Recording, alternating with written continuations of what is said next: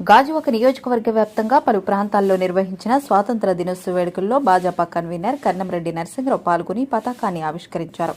Party నాయకులతో కలిసి వేడుకలకు హాజరయ్యారు. తొలుత పాత కన్నవానిపాలెం కూడల్లో జాతీయ జెండాను ఎగురవేశారు. నాయకులకు, పిల్లలకు మిఠాయిలు పంచిపెట్టారు. చినగంటియాడ ఉడా కాలనీలో కూడలిలో పతాకాన్ని ఆవిష్కరించారు. పాతగాజువాక కూడలిలో సంపత్ వినాయక ఆటో స్టాండ్ ఆధ్వర్యంలో జరిగిన వేడుకలకు హాజరై మహానీయుల చిత్రపటాలకు పూలమాలలు వేసి నివాళులర్పించారు. కొత్తగాజువాక హైస్కూల్ రోడ్లోని అమ్మా చారిటబుల్ ట్రస్ట్ ఆధ్వర్యంలో జరిగిన కార్యక్రమంలో జెండాను ఆవిష్కరించి మాజీ సైనికులను సత్కరించారు. చివరగా పెదగంట్యాల్లో బీజేపీ నాయకులు ములకలపల్లి ఈశ్వరరావు ఆధ్వర్యంలో జరిగిన వేడుకలకు హాజరై జెండాను ఎగురవేశారు. ఈ కార్యక్రమంలో నాయకులు బాటా శ్రీనివాస్, గూటూరు శంకర్రావు, నాగేశ్వరరావు, శశిధరన్ పిల్లై తదితరులు పాల్గొన్నారు.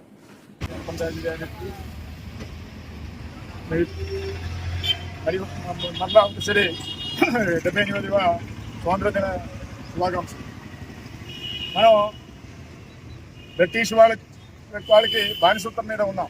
ఎందుకంటే మన అనైక్యత వల్ల మనం బానిసత్వం మీద ఉంటే ఆ రోజు మన సంపదన వాళ్ళు దోచి తీసుకెళ్ళిపోయారు.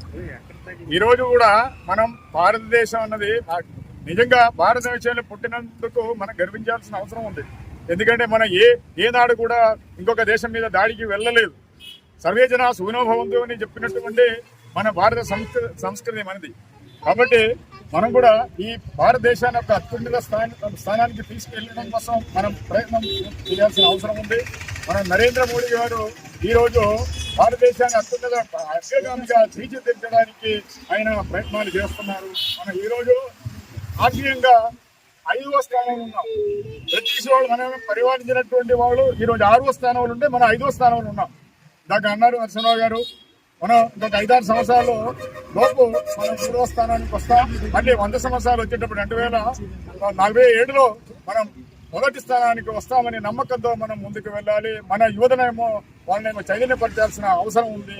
ఎందుకంటే చాలా మంది ప్రాణ త్యాగాల వల్ల చాలా మంది తెచ్చినటువంటి స్వాతంత్రాన్ని మనం ముందుకు తీసుకెళ్లి ఈరోజు సైన్స్ అండ్ టెక్నాలజీలు కానీ, మిలిటరీ రంగంలో కానీ, మిగతా స్పేస్ రీసెర్చ్లు కానీ మనం ముందున్నాం. మొబైల్ మ్యానుఫ్యాక్చరింగ్ లో ఈరోజు ప్రపంచమైన 2వ స్థానంలో ఉన్నాం. కాబట్టి ఇదంతా మనం అభివృద్ధి సాధిస్తున్న ఈ ధర్మంలో మనం అందరూ మన భారతదేశాన్ని అత్యున్నత స్థాయికి తీసుకువెళ్ళడానికి కృషి చేస్తాం. అలాగే అవినీతి లేనటువంటి, ఉగ్రవాదం లేనటువంటి భారతదేశాన్ని మనం అగ్రగామిగా తీర్చిదిద్దామని చెప్పుతూ స్వతంత్ర దినోత్సవం సందర్భంగా మా గాజువాక అసెంబ్లీ నియోజకవర్గంలో పాతగాజువాక కూడల్లో శ్రీ సంపత్ వినాయక ఆటో స్టాండ్ ఆధ్వర్యంలో ప్రెసిడెంట్ గారు భాస్కర్ గారు, చైర్మన్ గారు బాటా శ్రీనివాస్ గారి ఆధ్వర్యంలో జెండా ఆవిష్కరణ చేయడం జరిగింది. అదేవిధంగా మన 72వ వార్డు ఉడా కాలనీ చినగంచాడ జంక్షన్లో ఎన్ఎఫ్టీవీ సభ్యులు శ్రీ చిరసపల్లి లోకరాజు గారి ఆధ్వర్యంలో ఏర్పాటు చేసిన త్రివర్ణ పతాకాన్ని, జాతీయ జెండాను ఎగరవేసి మరి జెండా వందనం తెలియజేయడం జరిగింది. అదేవిధంగా హై స్కూల్ రోడ్లో 67వ వార్డులో శ్రీ అమ్మా చారిటబుల్ ట్రస్ట్ భాస్కర్ గారు అయ్యలనాయుడు గారి ఆధ్వర్యంలో ఏర్పాటు చేసిన ఈ యొక్క జెండా వందన కార్యక్రమంలో కూడా పాల్గొనడం జరిగింది.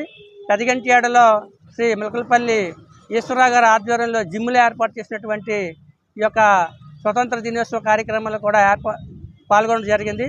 అదేవిధంగా మనకి శ్రీనగర్ డిజైర్ సొసైటీ ఆధ్వర్యంలో లక్ష్మణ్ గారి ఆధ్వర్యంలో ఏర్పాటు చేసినటువంటి డిజైర్ సొసైటీ ఎవరైతే హెచ్ఐవి బాధిత పిల్లలు ఉన్నారో వారందరి సమక్షంలో ఈ యొక్క జెండా ఆవిష్కరణ చేసి మరి స్వతంత్ర దినోత్సవం యొక్క అన్నీ కూడా పిల్లలకి తెలియజేయడం జరిగింది. అదేవిధంగా పాత కన్నవానిపాలెం కూడల్లో బీజేపీ పార్టీ కార్యాలయం తరఫున పాత కన్నవానిపాలెం కూడల్లో కూడా జాతీయ జెండా ఆవిష్కరణ చేసి మరి అందరికీ కూడా స్వతంత్ర దినోత్సవ శుభాకాంక్షలు తెలియజేయడం జరిగింది. ఈ సందర్భంగా మన స్వతంత్రం రావడానికి ఎవరైతే స్వతంత్ర సమరయోధులు వారు ప్రాణత్యాగం చేసి మన అందరికీ స్వతంత్రం సాధించారో వారందరికీ సందర్భంగా ఘనంగా నివాళులు అర్పిస్తూ దేశ ప్రధాని నరేంద్ర మోదీ గారు ఢిల్లీలో ఎర్రకోటపై ఉదయాన్నే జెండా ఎగరవేసి మరి దేశ ప్రజలందరికీ కూడా స్వతంత్ర దినోత్సవ శుభాకాంక్షలు తెలియజేశారు. మరి 2047 నాటికి మన భారతదేశం అభివృద్ధి చెందిన దేశంగా, వికసిత్ భారత్గా వెళ్ళాలంటే ఆ విధంగా యువత కృషి చేయాలని పిలుపునివ్వడం జరిగింది. మరీ ముఖ్యంగా భారతదేశ వ్యాప్తంగా ఉన్నటువంటి 1,00,000 మంది యువకులకు ఎటువంటి రాజకీయ బ్యాక్గ్రౌండ్ లేని వాళ్ళకి రాజకీయ అవకాశాలు కూడా కల్పిస్తామన్నారు. మరి మహిళలకు మనకు తెలిసి 33% రిజర్వేషన్లు కోటా బిల్లు పూర్తయింది. మరి రాబోయే ఎన్నికల్లో మహిళలకు కూడా చట్టసభల్లో పాల్గొనే అవకాశం ఉంది.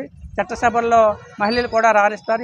ఈ విధంగా భారతదేశాన్ని అన్ని రంగాల్లో అభివృద్ధి చెందుతున్నటువంటి ప్రధానమంత్రి మోదీ గారికి ప్రత్యేకమైన ధన్యవాదాలు తెలియజేస్తాను.